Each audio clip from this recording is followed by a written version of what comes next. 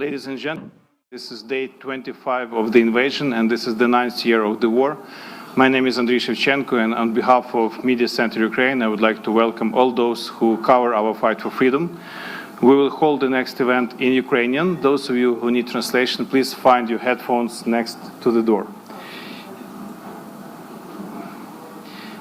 І наступний брифінг буде відрізнятися від наших стандартних подій, що з нами будуть говорити. And now we'll be talking to people of art and culture, and I would like to invite Pavlo Hudimov here, whom we know not just as a musician, but also as a person from art. And in Lviv now he's doing a very noble deed with all the he's sharing the cultural heritage with all the visitors. So Pavlo, please, if you could come and tell what you're doing now. Hello.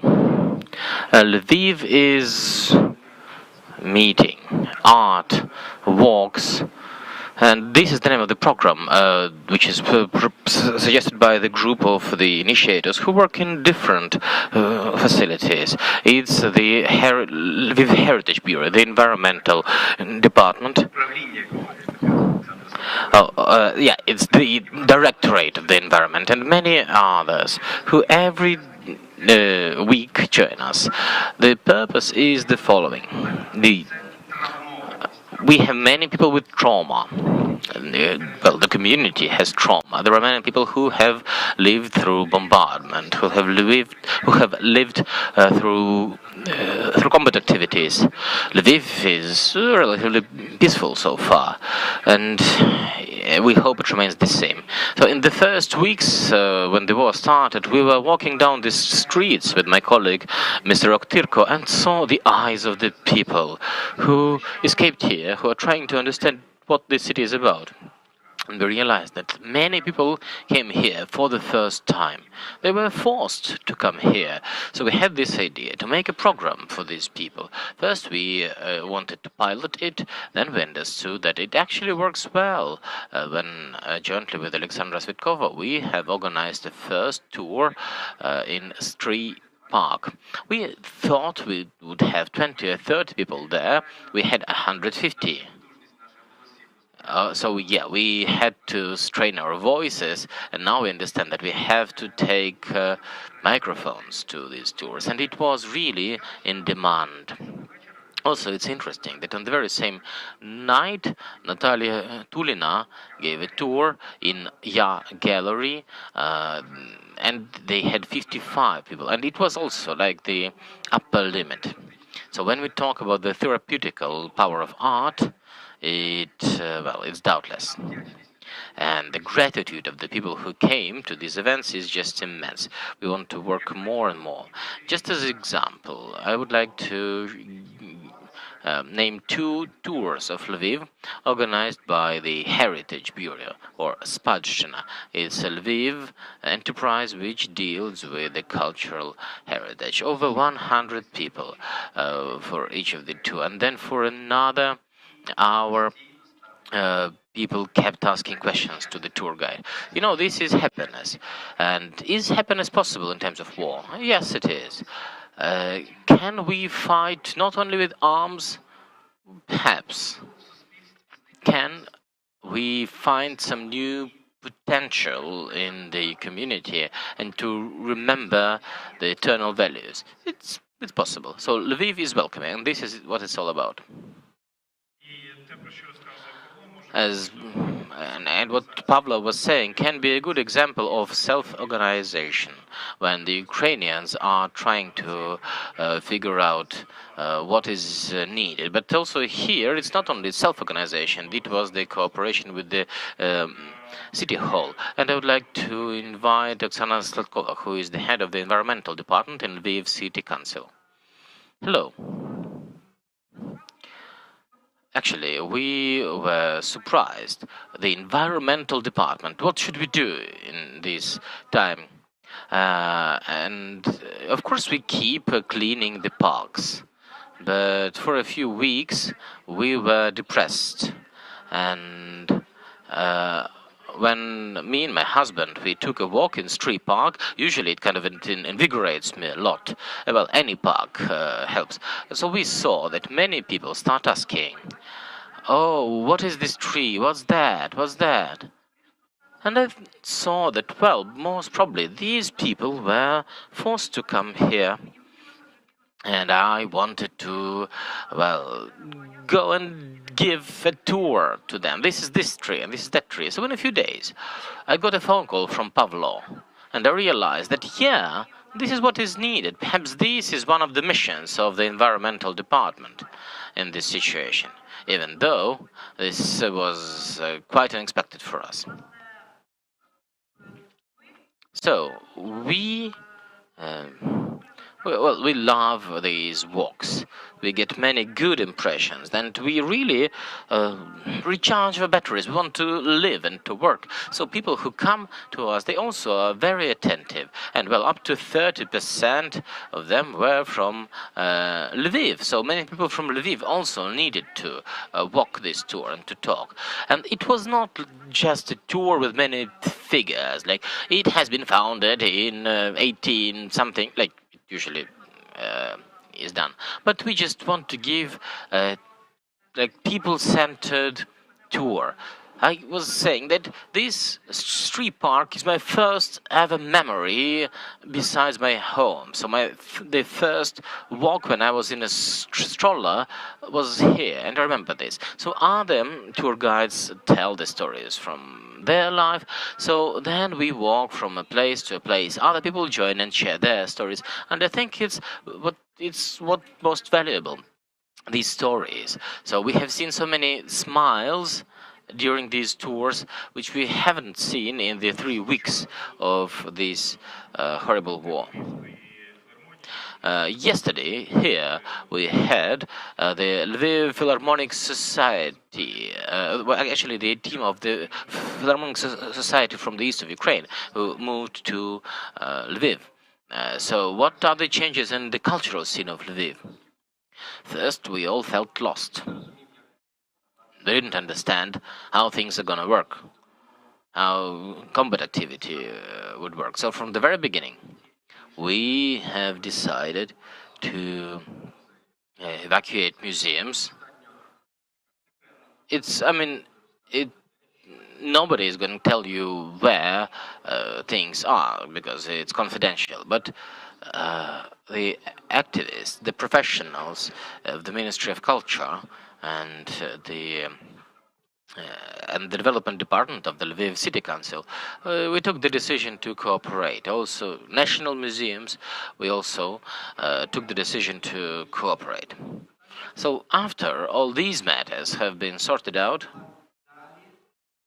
next we had to develop. What should we do next? For example, having worked for like 2 years before the war, the art center in Gallery, we closed on the very first day of the war, and then we used the premises as headquarters. Of course, we gave also shelter to the IDPs, to give some mattresses and some food, but in 2 weeks, people managed to resolve their matters, so then we resumed our operation, and this gave us strength. We keep working in both the art center, art gallery, and in other locations. For example, we did an auction with Mr. Podolchuk. Art pieces were sold to 20 countries, and money went to the Ukrainian army. So we find our niche, and this project, Lviv Welcoming, managed to bring the artistic community together. What's important now is to keep focus and to find things which really is relevant for those people whom we have to welcome, whom we have to pay attention to. But I think the cultural niche is very flexible. It responds to all the changes in the society. And in the situation at the front line, And from the very first days, we also offer some of our creative solutions, the exhibitions. And we really have to keep this cultural connection with the whole world, with the countries which support us globally. Anything to add? Then about this link to the world. Do you feel that the cultural community outside of Ukraine knows and feels what's going on here? There are different countries, like I've been in active emailing with France and Lithuania. So Lithuania knows very well what's going on here. In France, only those who worked here in person knows what's going on here, what's it to face the Russians. Others are calling this a conflict, as if it's, well, a misunderstanding, and they avoid the word war. So for me, it's like a certain wall. As Zelensky said, this wall is there not only between Germany and Ukraine. This war, this wall is still there. It's a wall between Ukraine and Europe, and it was not turned down yet. It hasn't been turned down. It can only be turned down with culture, with dialogue. So when we're talking about understanding or not, the whole world understands that the cultural sector now is suffering. So people, first of all, they have lost income. There's no funding locally because, well, the money of the Ukrainian Cultural Fund and, well, the biggest part of the cultural budget went to the budget which helps us resist, went to the army. So each of the European partners is offering something. Some offer residence, some offer distant partnerships, some offer financial programs. But, well, now only women and children and people over 60 can exit Ukraine. So I think, well, cultural activists, they should do something else. They should be on a mission, not only here but in Europe, because every creative person is also a diplomat to some extent. So I would have another look at this situation, and perhaps with the Ministry of Culture, which supports our project, jointly with the President's office and with the embassies, I would probably work more actively to have this all-Ukrainian program of cultural representation of Ukrainian culture abroad. And one of the initiatives which has been supported instantly on the level of the Ministry of Culture, on the level of very significant activists, these were the cultural sanctions against the Russian Federation, which was drafted in our HQ. Ludmila Grigorenko was the responsible person for this. And now this document has already like 4,000 signatures. And this document is a declaration saying, let's differentiate. Because when in some European countries they have this idea to support the Ukrainians, they also have the idea to support the Russians who don't like the stance of Putin. And, well, it causes lots of questions for us. Do they actually understand that we have a very big divide? It's not simply a conflict now. It's a big break in our relationship. It's a forced break, yeah, surely. And, well, I would use the word neighbor, but I hate this word. Russia, indeed, has a lot of Ukrainians who are still there working, but Russia is a country which deliberately shuts the mouth. It shuts its own mouth. So we can't talk about cultural cooperation in Europe with Russian artistic units. I think Russia has to be isolated so that it has time to think on what it does. Any questions? I have a question then. What about the relationship between art and war, or culture and war? Culture and war. 5 years ago, after, well, even more, I think, after the events in the east of the country, I thought that it would be good to make an exhibition which is called Art and War, and to show how it started from the times of the Vandals and up to this time. So, how do artists respond? Some people can work, some cannot. Some people just take arms and go shooting. Some start waging war in one's own artistic studio. And well, it's not always direct. It's not always military oriented. The experience is multi-layered. So when we talk about the art of war, it's multifaceted and multi-layered. On the one hand, we understand what is heritage and how heritage is suffering.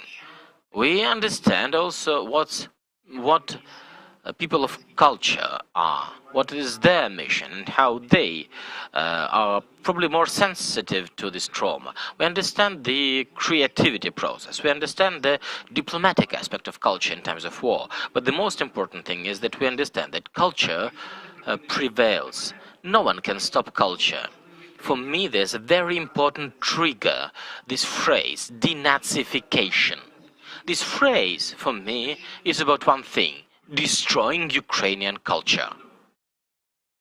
Under the pretext of destroying some enemy who apparently is here. We don't know this enemy, but the Russians think there is one, so they want to deprive us of our heritage, of our culture and our relationship. Well, luckily, now it's not the time for compromises. Ukraine was losing when it did compromise. So culture is having no compromise. And I think the next step in our development would be the consolidation of Ukrainian art and getting to a higher level, because we have to substitute the culture of the aggressor country of Russia with the Ukrainian culture. So tell us about the tour today. We would like to invite everyone to go on this tour. It's in Valakh Park, just very close from the center, and the Heavenly Hundred Memorial, and these will encompass like 300 years of Lviv culture. We'll tell about the way we take care of the heritage, also about the history of the city and what we're doing here, so that our guests would be able to feel better in this city in this time. And the parks, well, they offer some sports and they offer some good views on the city, and it will help people survive. There will be another tour at 2 o'clock. So me and Oleksandra, we will run the first tour as part of this program. Lviv welcomes the art of walks. And the second tour would be at 2 o'clock in the art center, Ecology, at Rustaveli Street 8. I'll be talking about architecture, about the interior design, because the place where the gallery is located, it's unique. When the apartments, which were very well preserved, have become an artistic center. Thanks, Pavlo Hudimov, the curator of Ecology and the representative of the Lviv City Council. Let's make a picture together. Our next event will be here at 1:30. We'll have a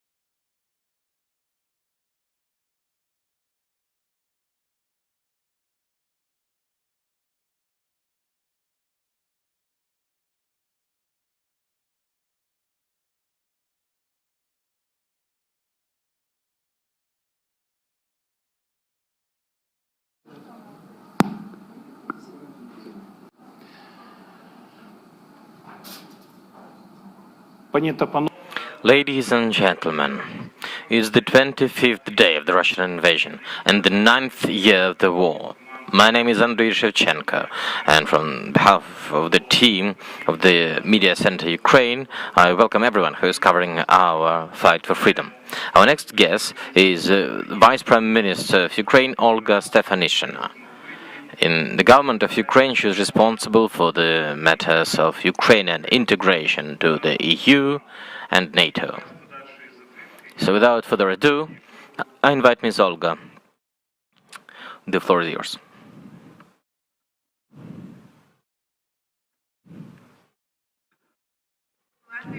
Dear colleagues, let me start in Ukrainian first.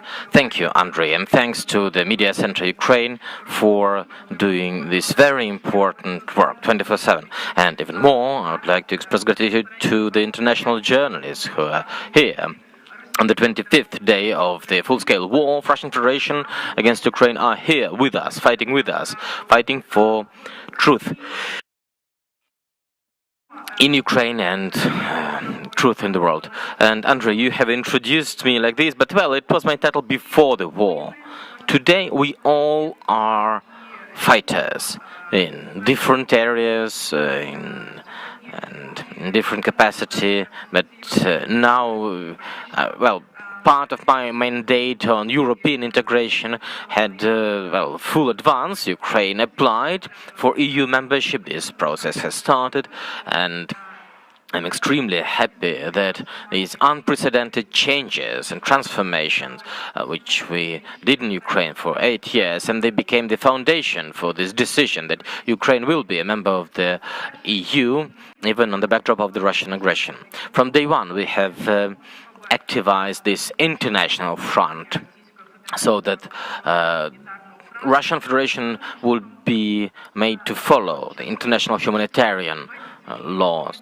And we were disappointed that the whole world and the international organizations like the UN and the ICSC organizations were not fully capable to respond to these issues, to crimes which have been happening in Ukraine.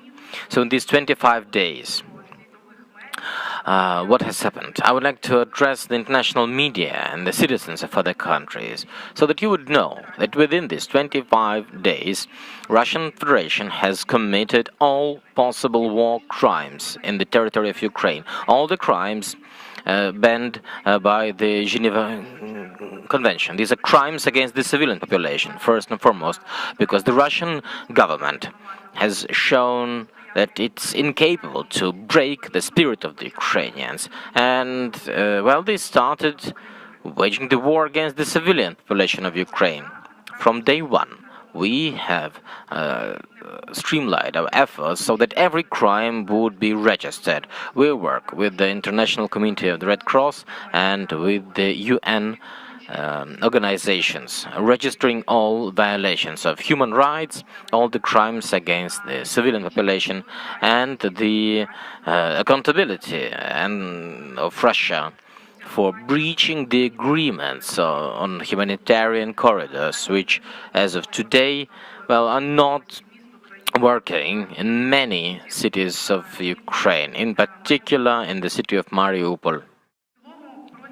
Overall, in these 25 days of the war, Russian Federation has taken losses which were incomparable to the losses in Iraq and Syria. Over 14,000 killed in action among the troops of the Russian Federation. Also, a lot of military equipment is lost.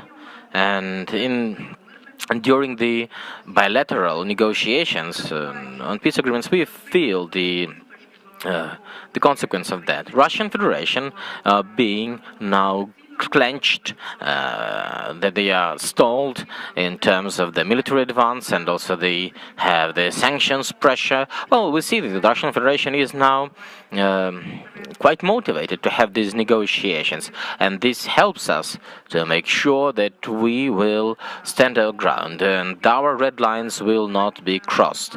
I probably will stop here. I understand that there are probably many questions about the sanctions and working with the international partners. I'm happy to respond to your questions. We can answer them in English if you prefer that. Прошу. Thank you. Cao Jie from Phoenix TV Hong Kong. Deputy Prime Minister, I have two questions to ask you. First one, how frustrated do you feel? So first one, how frustrated do you feel about some EU countries still refuse to import the oil and the gas from Russia immediately? The second one is about the China and the Ukraine relations. Do you think at the moment China should provide more military aid rather than just humanitarian aid, carpet, food? It will be good for the situation or not? Thank you. Дякую за запитання. Дійсно, для країн.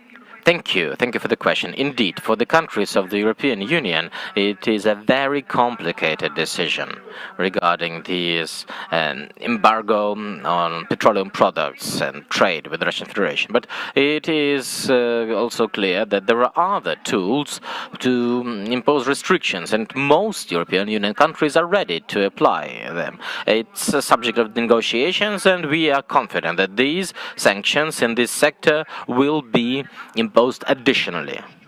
At the moment, it's important for us to understand that, well, the subject of the negotiations, now it's no longer the Nord Stream 2, but 25 days ago, it still has been. So we see that some European Union countries say that they are not ready to impose the sanctions as strong as the US has imposed, but the negotiations continue, and I'm sure that additional sanctions will be imposed. In terms of relationship of China and Ukraine, and in particular the response of the Chinese People's Republic to the events in Ukraine, I can say confidently that in the last 2 years and a half since Volodymyr Zelensky became the president of Ukraine, Ukraine has chosen a very wise and very sequential tactics to build relationship with the Chinese People's Republic. We've been building a mutually beneficial economic relationship, and we were no longer part of the global processes in between the superpowers. So the relationship have been stable. The Chinese People's Republic has been assisting Ukrainian citizens through humanitarian aid mechanisms. But first and foremost, we will be expecting that China, the US, and other big countries of the Western world will join the effort to stop the aggression of the Russian Federation and to stop the aggressive war in the territory of Ukraine. And now the political leadership of the Chinese People's Republic is way more important than any other decision on military cooperation.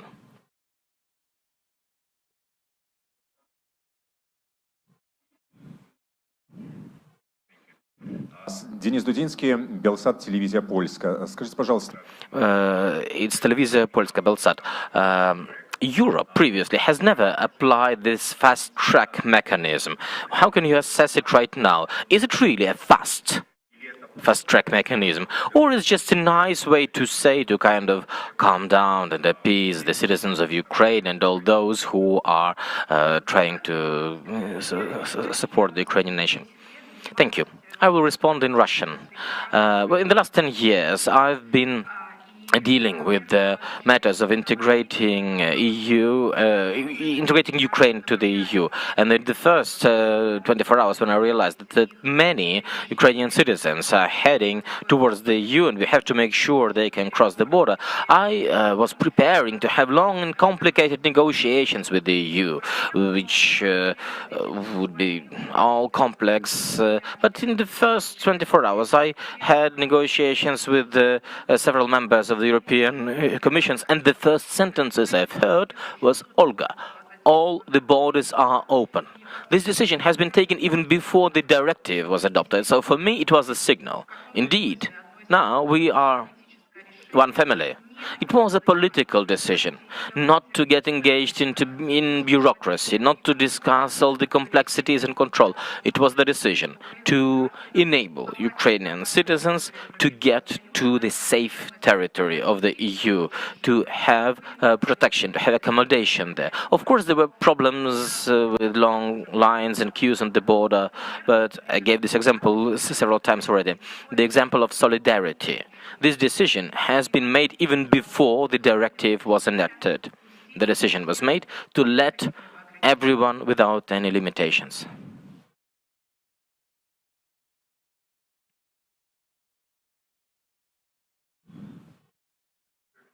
Arleth, TVP World. There are currently protests on the Belarusian border in Poland that goods are getting through to Russia and Belarus. Is Ukraine in favor of the EU closing the border with Belarus so that goods can't get through to Russia? Yes, I think it's so far is the matter of security, first of all. It's not about like trade embargo or trade limitations. It's a matter of security because our intel had the information that the goods which are must in the humanitarian aid inside can contain dangerous chemicals or any other elements of weapons. So it's like the matter of security. We had an agreement with some of the EU states bordering with this area that a double security control will be ensured, and it is ensured. But so far we have used a lot of instruments under World Trade Organization to put limitations on any favorable elements of trade with the Russian Federation, and this has been playing a very significant role, and further trade restrictions would follow, of course.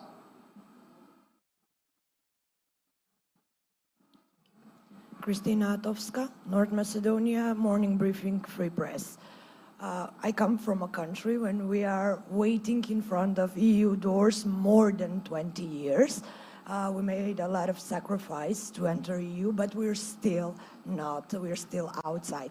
So my question to you is, are there any real chances?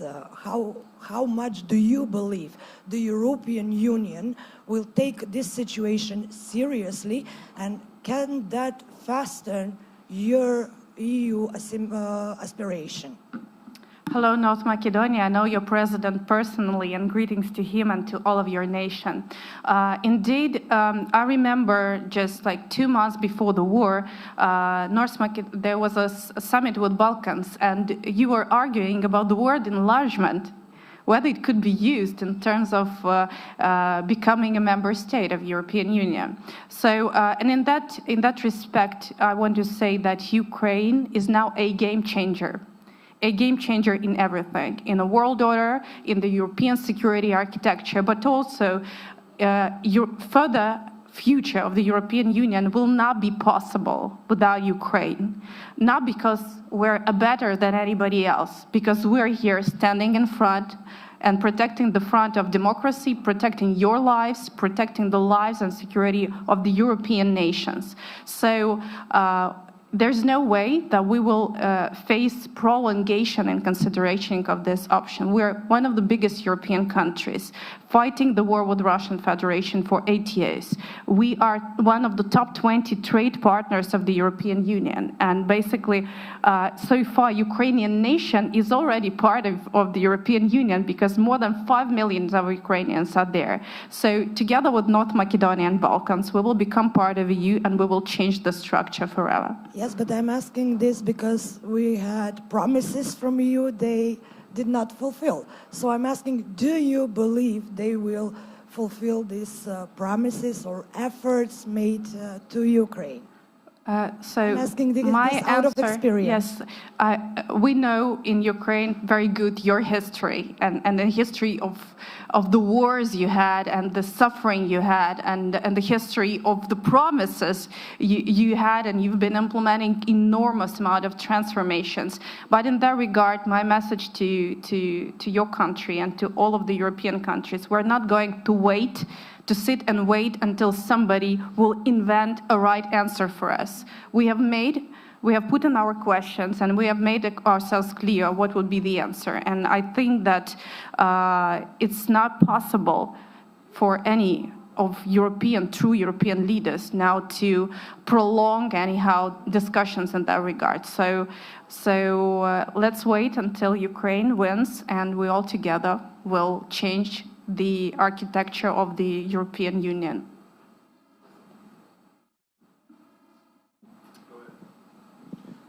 Скажите, пожалуйста, Европа... My question is, Europe has been discussing the fast-track procedure for Ukraine to join EU or NATO. Previously, Europe has never announced this fast-track procedure. So, does it exist? Have you seen the algorithm for this fast-track procedure to integrate with the EU? Or it's just a metaphor? And how fast can this process be? Well, I cannot give any timeline. This definitely isn't possible. And yes, legally, this fast-track mechanism does not exist yet. But the agreements between the government of Ukraine, the president of Ukraine, and the EU is the following.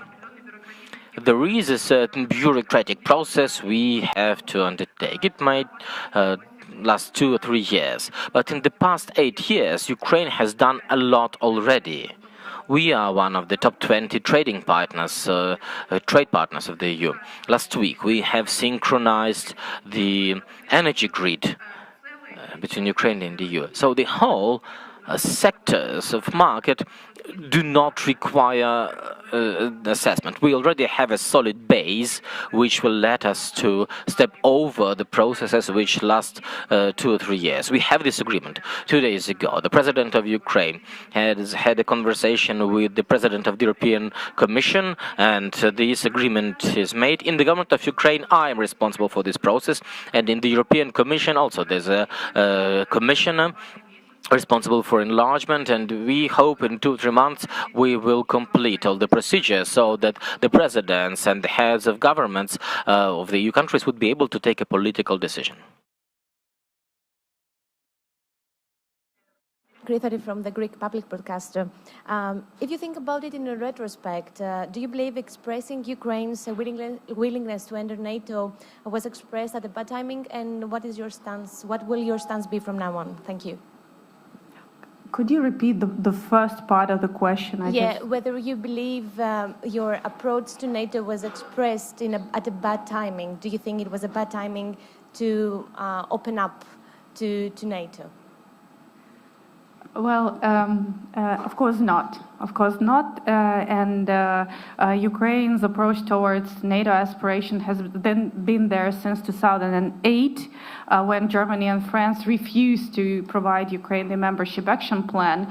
And without going into further lyrics, having, a bit longer experience in this area, the sad thing about all of that whether it was 2008 and then war in Georgia and then war in Ukraine and annexation of Crimea, whether it was 2021 when all 30 allies confirmed that Ukraine will be a member of NATO, or it's in a time of this 25th day of the fully fledged war on our territory, the narrative of NATO has never changed. They didn't want to irritate Russia. So it's not about Ukraine, it's about NATO to reconsider, basically, their approach, because the format of not willingness to irritate Russia has brought already to 4 wars in less than 20 years on the European continent. So I will not go further into details, but I think it's now about broader security guarantees which could be provided to Ukraine to avoid further military escalation and any other war in the nearest period. And if it's not NATO who can provide us with security guarantees, this should be another configuration with a broader group of international players. Прошу.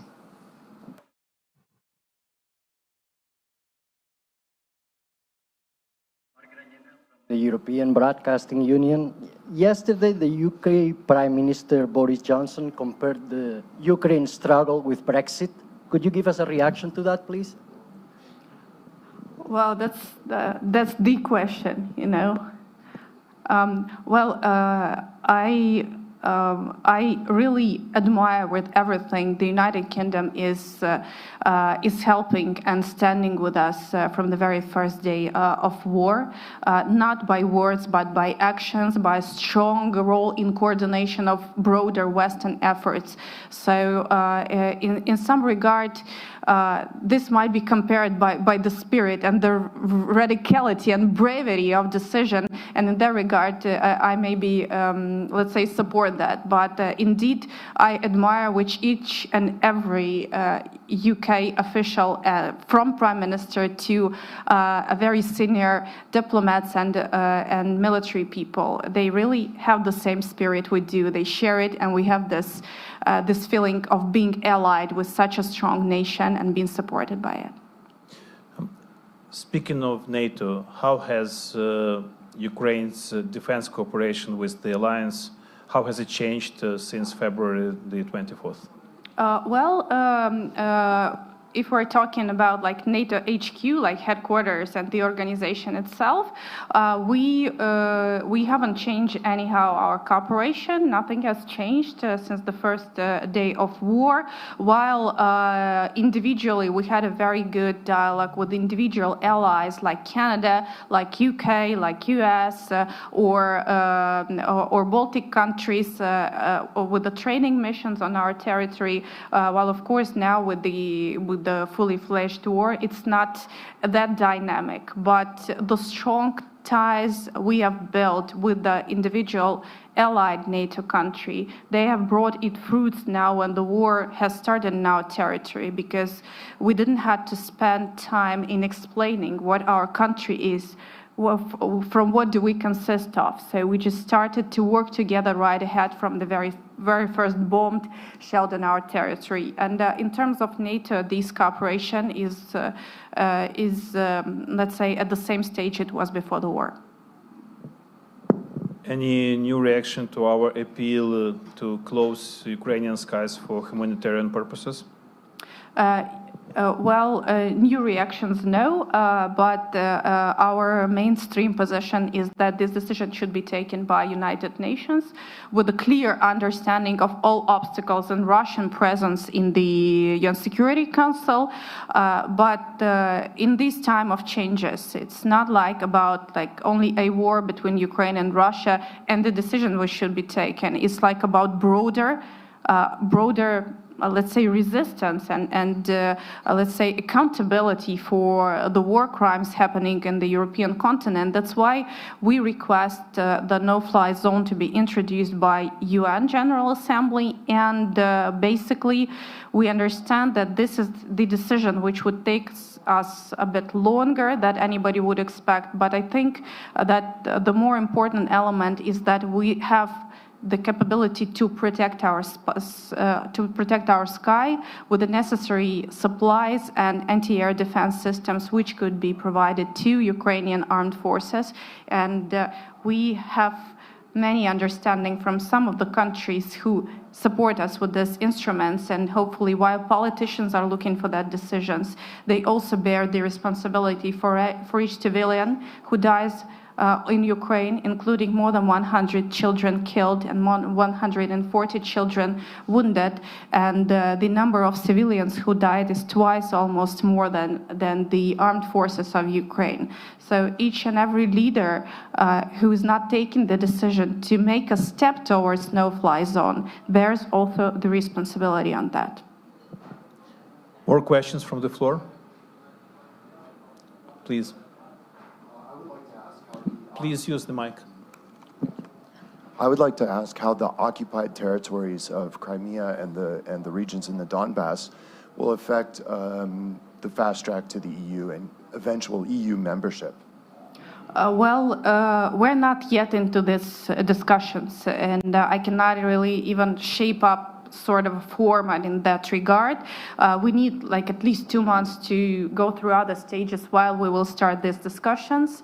But in terms of the existing format of our relations, because Ukraine and EU has signed the association agreement already in a time when Crimea was annexed, and part of the Donetsk and Lugansk regions were occupied.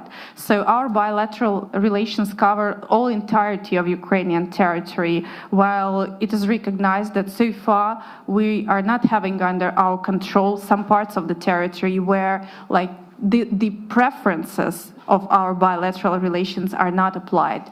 So far this is the existing legal format we have, but we're not yet into these discussions. And also, if I may, there's been weapons promised by President Joe Biden, more weapons to go to the front lines. Is there any timeline on when they would actually make it to the front lines to be useful and effective? Yes, there is a list, there is a budget, and there are timelines. And as we know from the news, we receive new and new supplies basically on a daily basis. Yes. Including the ones from the US. And my last question will be this: from your work, you personally know a lot of European or Western leaders, heads of states or heads of governments. When you talk to them, what do you tell them to make sure that they care about our situation?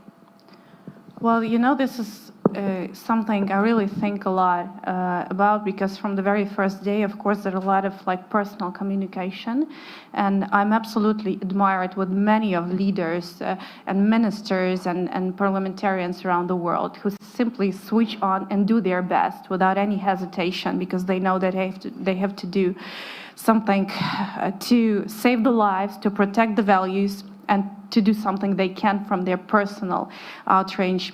But there is a lot of disappointment, because with many of the people I've been talking to, especially when it comes to some international organizations, I saw and I felt the negligence, and I felt the non-understanding that it is a war, and I'm a deputy prime minister calling directly from the area of the military activity, and the people are dying. So, and this is the dissonance. So we're doing our best to switch on these people and to understand that the very fact that you're sitting in your comfortable cabinet in a comfortable seat says that we are now protecting our values, our land, and here is what you can do. So this brings a lot of demotivation and a bit of like disappointment, but we do our best to find very specific issues these people can do from their cabinets to change the situation, and it's happening. The situation is really changing. Скажите, пожалуйста, Ольга. Olga, I have a question. If you have this insider information, what's going on behind the scenes in the Ukrainian government? The level of optimism regarding the integration with the EU or NATO on a scale of 1 to 10. What's the mood? I mean, on the precision of the procedure and the fastness. I have 100% of insider information because I am responsible for this process. The Versailles summit, which ended like 10 days ago, was a historic summit, as said by President Macron and the European leaders, because it's the first time in many years when the leaders of the European Union were behind the closed doors, and up until 4 o'clock in the morning they had the discussion on what is the future for Ukraine in the EU. And the decision which was made was taken after long deliberation. And it was a very mindful decision. And at that moment we understood that everything is possible. We did everything we could so that this discussion would last at least 24 hours, and so that it would end at 4 o'clock in the morning. So our optimism is very high, and there's lots of efforts applied by the President, the Prime Minister, the government, and all the team. Thank you. Michael? Yeah, if I can. Okay, let's take one more question from Michael Batsurkiv, and we'll wrap up after that. Okay. Dobro vas bачити знову. Michael Batsurkiv. I'm a contributor to CNN Opinion. So I was just on CNN, and we were reporting, well, they were reporting about the terrible bombing in Mariupol, people trapped under rubble. Once again, women and children, the most vulnerable, are being slaughtered, basically, by Russia. Forgive me if this is a bit of a repetitive question, but do you think that the West should have established red lines a long time ago, including, for example, the bombing on the hospital in Mariupol when that pregnant woman died with her child? What do you think it will take for Western leaders to develop a spine to say enough is enough, that this is intolerable and something needs to be done to stop the aggression, not tomorrow or a month from now, but immediately? Thank you. That's really a very important question. And we are Ukrainians who are now here in this land in war. We have much more clarity and understanding of how speedy, rapid, and effective measures should be taken by the world community to stop this terror. It's not a war, it's a terror and basic genocide, and it's obvious. While many of European countries still do not have this sense in the moment. And I was referring to unwillingness to irritate Russia. And this is equal to the messages we hear now, the messages we heard before the war started in 2014 and longer before that. So we will learn our lessons from history, but hopefully we will cut down the amount of people who will die in Ukraine for this purpose. And in that regard, every European nation should understand that Ukrainian army, Ukrainian people now are giving you all the leverage to think of something which could stop this war and to act in a way to stop this war. So we are holding your sky at this moment. Thank you, Olga Stefanyshyna, Deputy Prime Minister of Ukraine, and Mrs. Stefanyshyna will be available here for individual interviews for a short time. So please make the best use out of her knowledge and out of her eloquent Ukrainian, Russian, and English as well. Дякую and thank you. And our next event here will be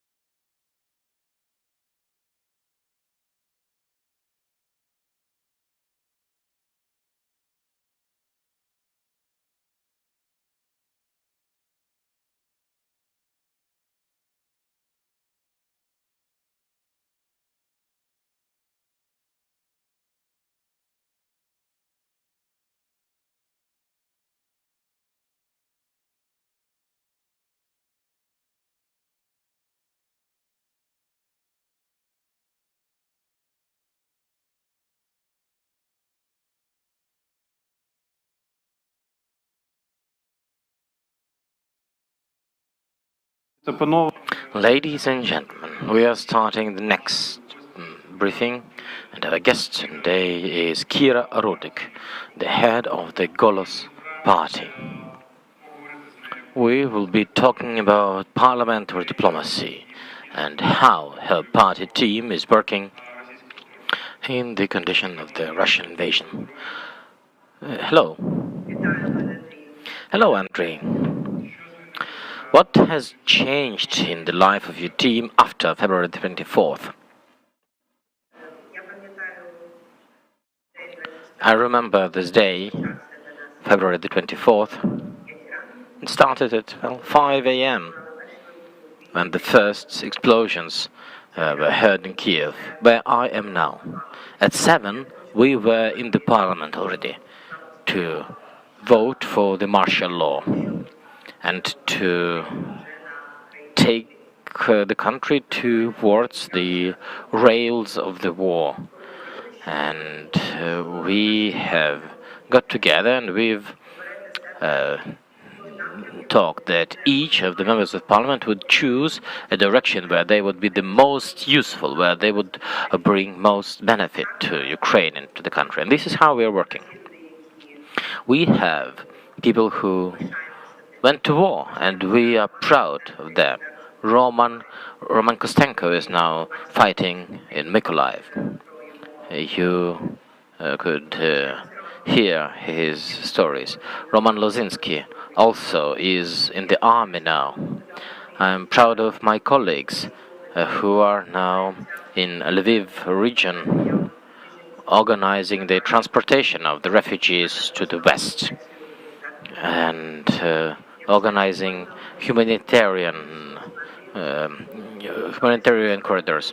Also admire my colleagues Mosich and Vasilenko, who work at the international front. It's also very important. It's the front of the international relations and letting the world know of what's happening here. I admire everyone who is now engaged into volunteer activity, making sure that Ukraine would have all the aid possible so that we would provide the service for the army, because essentially during the martial law the Ukrainian army is the service.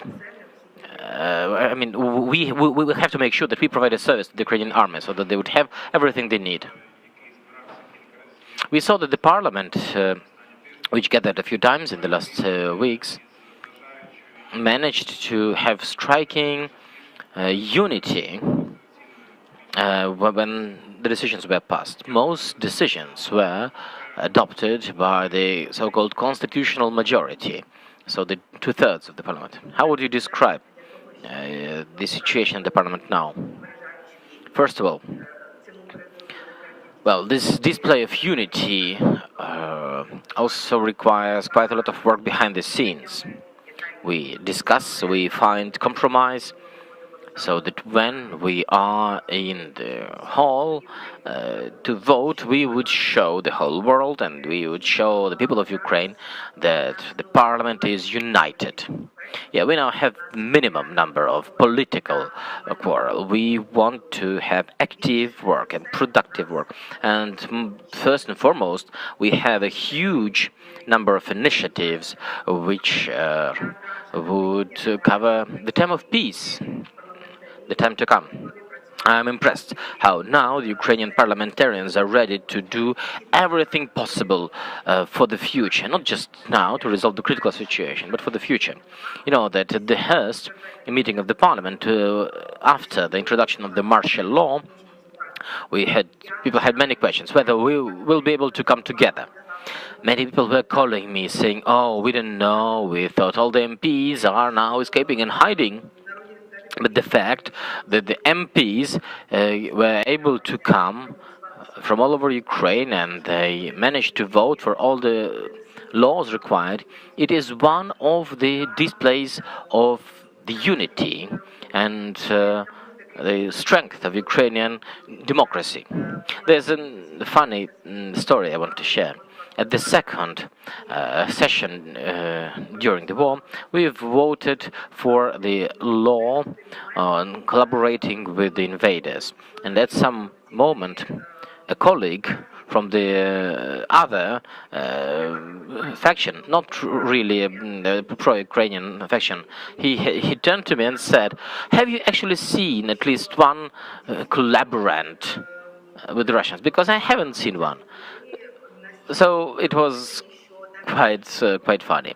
From the very first days, we were really united, and it was difficult even to imagine that some person could collaborate with the enemy. Can you successfully engage the contacts with the parliamentarians of other countries? This is one of our tasks.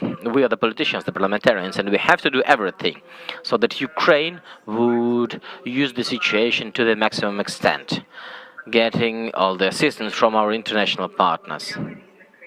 We work with the parliamentarians of different countries, and we are engaging with the members of the Congress, of the Knesset, the Parliament of Sweden, like all the countries who can help us and who help us. And one of our main tasks we've had before and we have now is to have the no-fly zone over Ukraine. We understand that NATO made a statement that they would not do this, but it doesn't mean that in my country we no longer need the no-fly zone, so we continue our work.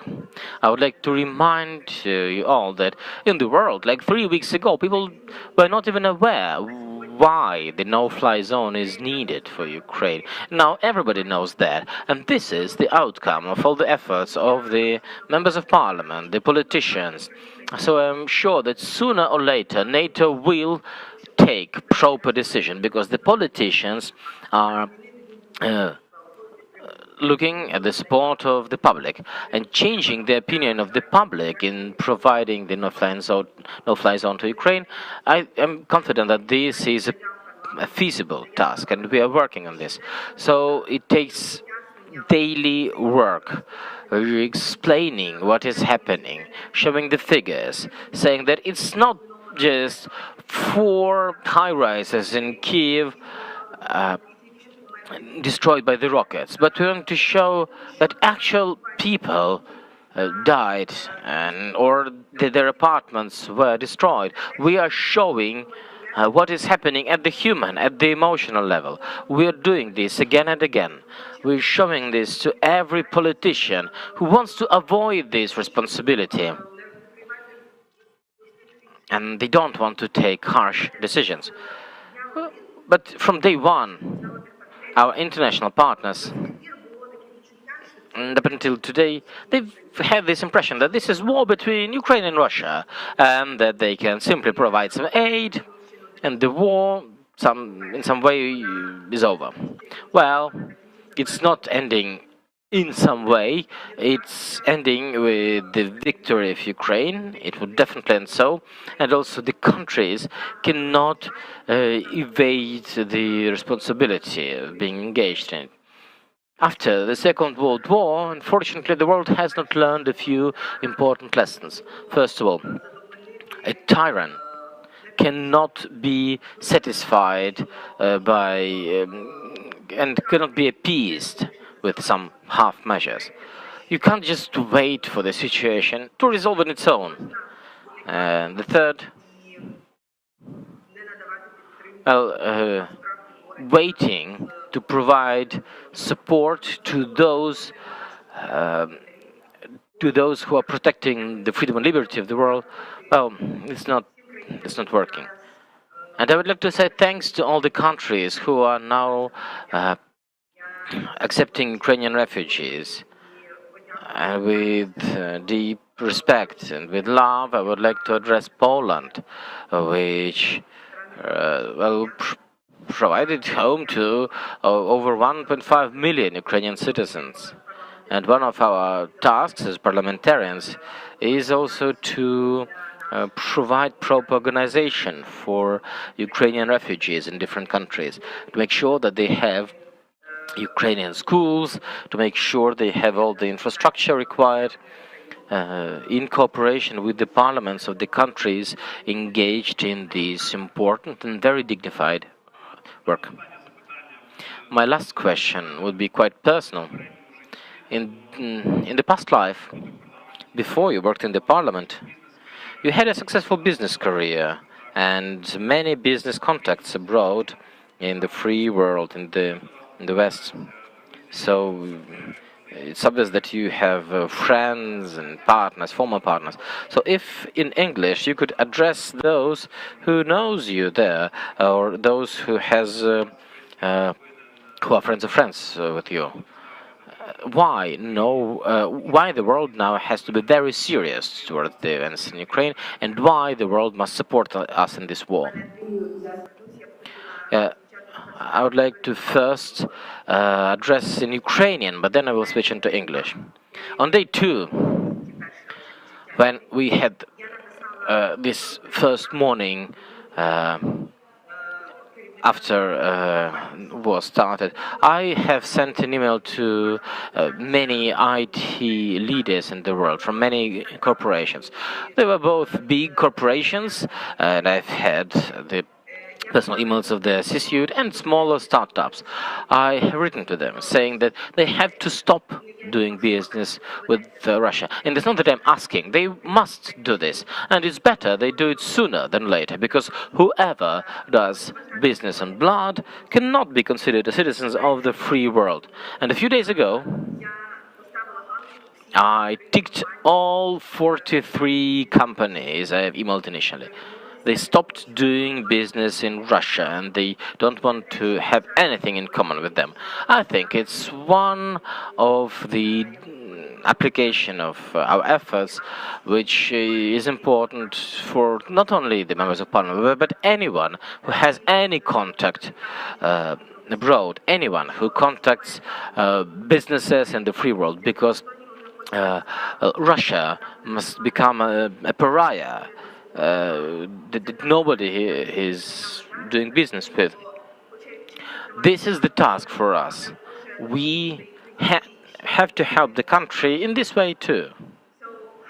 I'm Rudyk, leader of the Holos party. I'm calling for all the business contacts, all people who know me from my previous life in business and people who know me from the politics, people who is doing business all over the world, people who is watching right now on the war that is happening between Russia and Ukraine. I'm very sure from the bottom of my heart that you already know that the white is white and black is black, and that what is happening right now just cannot be happening in the 21st century in the center of Europe. I'm sure that all of you have already given Ukraine financial aid. You have already sent a lot of words of support, that you have already looking to how to help us more and more. And there is a way to help us. I'm calling for you to stop all the business that you are doing with Russia and make sure that $0 is coming from what you do or what any of your partners do to Russia. Because every single dollar that they are receiving right now is being used to kill my people, to kill the children of Ukraine, to kill us. And I'm calling for you to do everything possible and impossible to stop it. There is only one way to end this war, is to win it.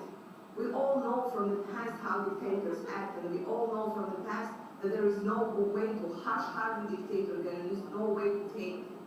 And we know that he was very blunt that he will be taking over Ukraine and then Poland and Baltic countries. So we need to stop him now, and we are doing everything possible and impossible to stop him.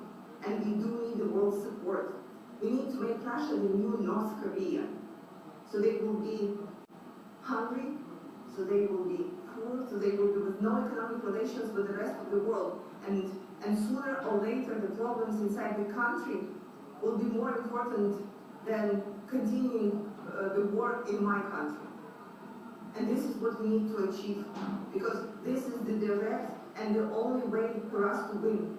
And for us to finish this living beside the neighbor who always wants to destroy us, who denies us the chance to live, who denies us the right to live and to exist. So I'm sure that you have seen the videos of the destruction, the pain and the death that Russia is causing in my country. I'm sure that I don't have to repeat to you what influence and what effect it has on our children. So I'm asking for you to do everything that is in your power to stop this. And giving $0 to Russian economy is the sure way to stop this. I thank you and glory to Ukraine. Дякую. Thank you.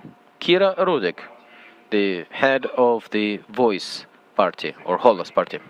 Thank you, Kiro. Completes our program for today. I also encourage those of you who follow the events of the day to tune in for video address of President Zelensky to the Knesset of Israel, which we expect later tonight. And there'll be more announcement on the program of tomorrow. We have several special guests who are going to be here in person. Thank you for being with us. Stand with Ukraine.